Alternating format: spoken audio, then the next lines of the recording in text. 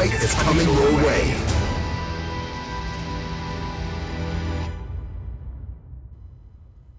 While Street Fighter 4 did make its way to PC in a number of forms, Street Fighter 5 marks the first time that PC gamers are getting a bang-up-to-date release of Capcom's iconic fighting series on day one.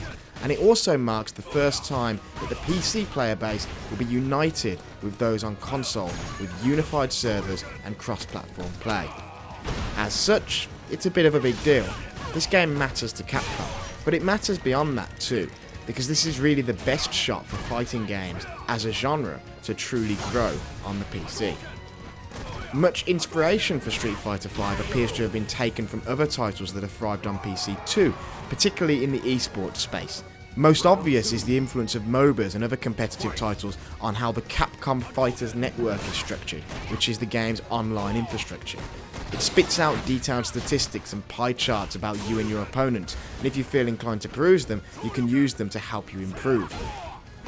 Behind this is really a game that's taken on the philosophy of less being more. Special move inputs have been made simpler, and combos have been made easier to execute. Capcom's thinking here is that having the fastest fingers or the best muscle memory shouldn't necessarily make you the best player. Street Fighter and most fighting games are really more like chess, they're about strategy, and so Capcom wants to remove artificial barriers to success such as obscure inputs. This is, I think, a pretty welcome addition, and for any PC gamers who felt interested but daunted by a genre they've never really experienced before, this all makes sense. This is the most accessible Street Fighter yet. Even as somebody who's been a real fighting game devotee for years, I think simplifying the game in this way actually appeals to its strengths and improves it. Most fighting games have tier lists. You know, this character beats this character and so on and so forth. But this game feels balanced to the extreme, and Capcom's promise of ongoing balance changes means that if something broken does emerge, it'll be taken care of. Street Fighter V feels like a meticulously built machine, with each of its core mechanics interlocking to create an incredibly cohesive and satisfying whole. Behind all this is the backdrop of Capcom's esports ambitions, personified in the $500,000 Capcom Cup. Street Fighter V needs to be balanced in order to support those ambitions, and therefore it is. As I say, its 16-strong cast is one of the most carefully balanced and diverse I've ever seen in fighting games. Every character has a niche, and there really is somebody for everybody. It also needs to have great, reliable online, and so far, testing admittedly when there are less people on the servers, it really does. In the pre-release, the Capcom Fighters Network feels exactly like the infrastructure a game of this type needs. It's got StarCraft-style leagues, points to gain and lose, and individual levels per character to denote how experienced you are with them specifically. It's smartly and slickly designed. Now, an important thing to address for PC fans that you will need to consider is the controller situation. So, Street Fighter absolutely can be played with a keyboard. There are even one or two keyboard players on the tournament circuit, but in real terms most of you are probably going to want to look into a controller, a gamepad or an arcade stick, something like that. The title is plainly built for this. You know, the menus have no mouse functionality at all, but that should, I imagine, be fairly obvious thanks to the title's genre, and there are some great control options on the market from companies like Hori and Mad Catz, as well as your typical PlayStation controllers, Xbox controllers, and so on.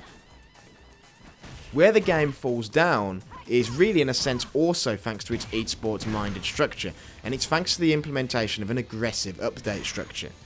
Over the next 7 months, the game will add 6 new characters, all of which are unlockable, either free of charge by earning in-game fight money, through playing, or simply by buying them as DLC, and that's a structure that should be pretty familiar to MOBA fans. The characters are of course a nice welcome addition, but beyond that the game is also set to add several new modes, and several of these are hard to accept as being absent in the first place at all. Online lobbies, for instance, are limited at launch, with 8-player lobbies coming a month later in March.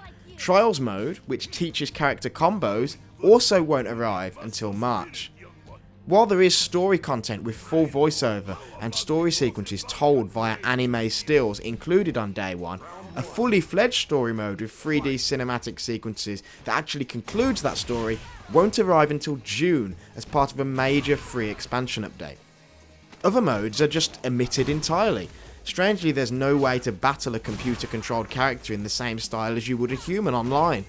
There's the story mode, and there's a challenge-based survival mode, but there's no typical best-of-3 versus against the computer beyond hopping into training mode. These missions feel strange at best and at worst outright negligent, dragging a game that mechanically feels like a perfect 10 down a few pegs. If we get down to brass tacks, Street Fighter V mechanically is one of the best titles in the genre, and quite possibly the best in this incredible series, but it's also lacking in single player content to the extent that in places it actually feels a bit unfinished.